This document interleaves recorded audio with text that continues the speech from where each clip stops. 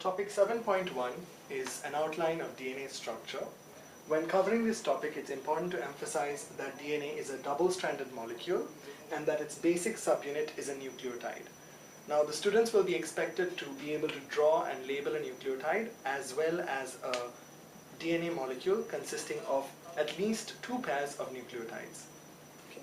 So, for a nucleotide structure, students can draw something like this.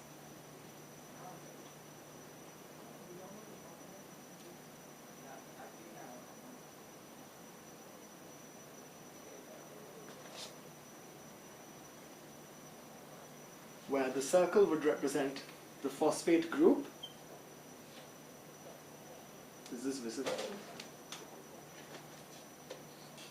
Phosphate group.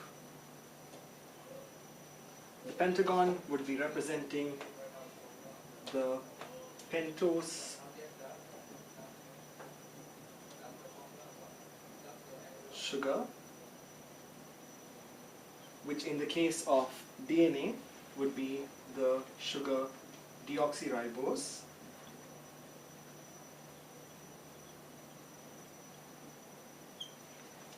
And finally, the rectangle would represent the base, the nitrogenous base.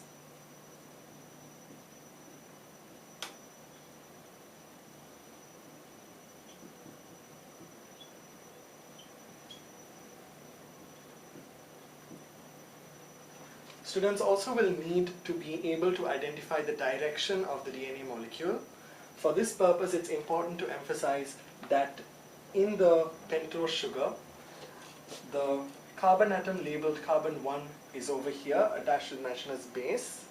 And an easy way for students to remember is that the phosphate group represents the 5th carbon atom, and this point over here represents the 3rd carbon atom.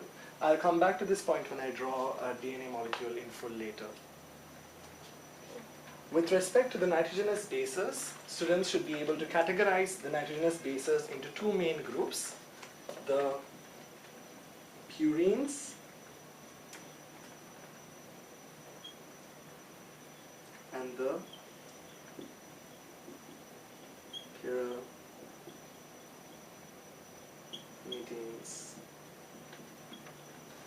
The purines are double-ringed nitrogenous bases, and there are 2 examples that they should be familiar with. They should be familiar with adenine and guanine. Pyrimidines are smaller, single-ringed nitrogenous bases. Once again, there are 2 examples that they need to be familiar with, which are thymine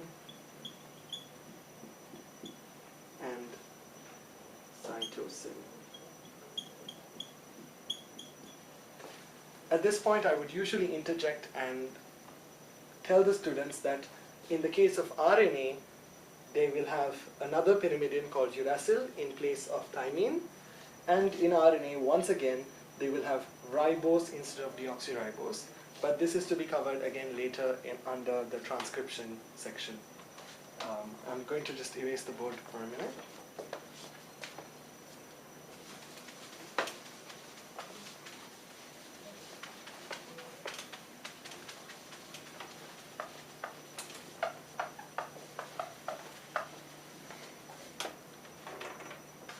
Students will also be expected to be able to draw a DNA molecule consisting of at least 2 pairs of nucleotides.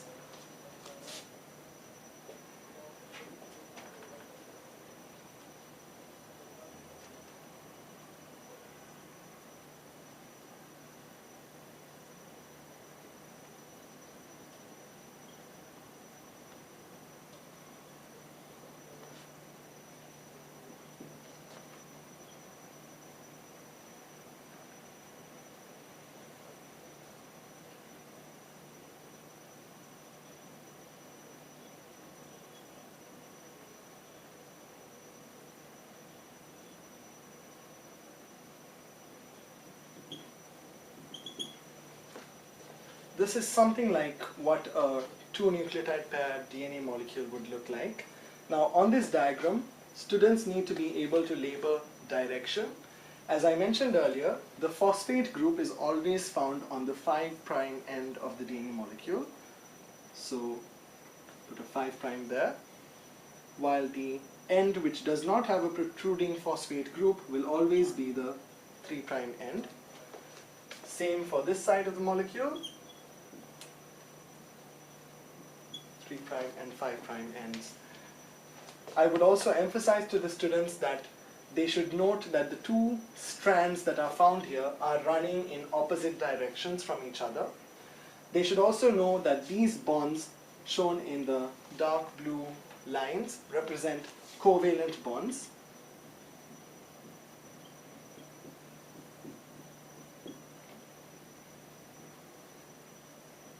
But the two opposing strands are held together by hydrogen bonds, which I will represent in red.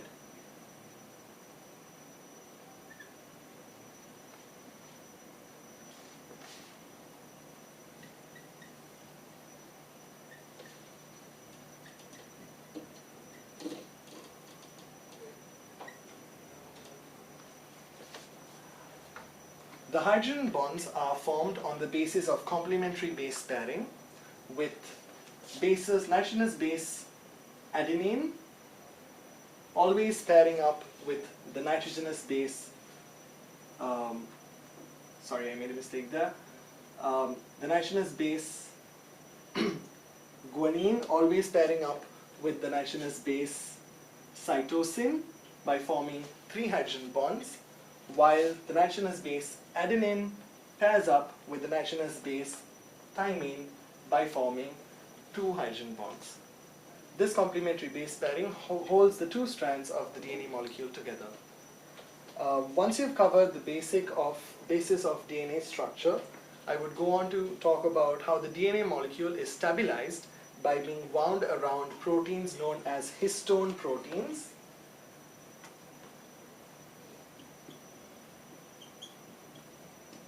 Histone proteins, and how groups of 8 histone proteins are known as nucleosomes.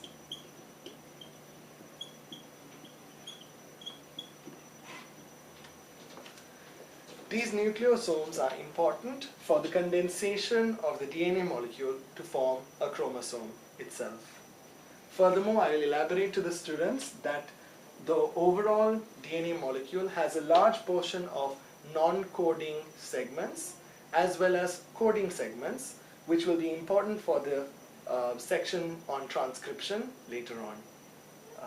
That would be it for 7.1.